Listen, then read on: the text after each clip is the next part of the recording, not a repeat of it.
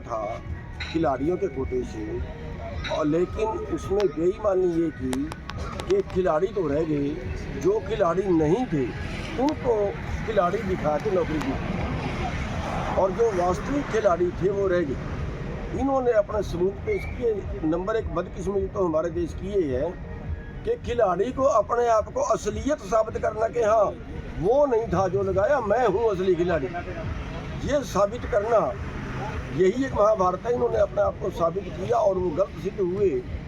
तो अब ये कह रहे हैं कि हमें किसी से मतलब नहीं है, लेकिन हमारा अधिकार बनता था, हमारा अधिकार हमें दिया जाए।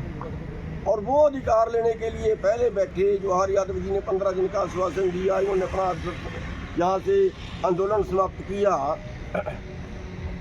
लेकिन रिजल्ट जीरो। जब रिजल्ट जीरो आया तो अब फिर ये काफ़ी दिन से यहाँ पे बैठे हैं, और 7 दिन से फिर 4-5 बच्चे जो है वो अनशन पे बैठे, और उनकी हालत जो है वो अति खराब हो चुकी है, अति बिगड़ चुकी है।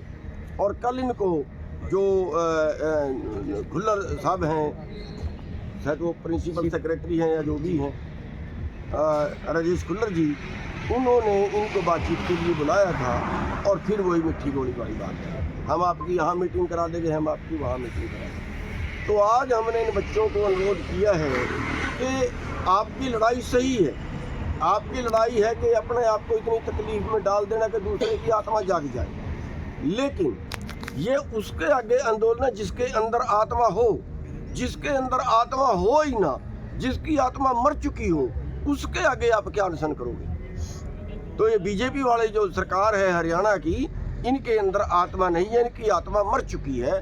जिनको भूखे प्यासे बच्चे, तड़पते बच्चे जिनको नहीं नजर आते, उनकी आत्मा मर चुकी है। आज हरियाणा की जो बेरोजगारी है वो पूरे देश में टॉप पर है, और हरियाणा के बच्चे अपने जिनका सबसे ज़्यादा योगदान हरियाणा पंजाब वालों का देश को आज़ाद कराने में, देश को आज़ाद रखने में रहा, आज उस हरियाणा के बच्चे और उस पंजाब के बच्चे आज अपने देश को छोड़कर, आज अपने माँ बाप को छोड़कर, आज अपनी प्रॉपर्टी बेचकर बाहर जा रहे हैं, होड़ लगी हुई।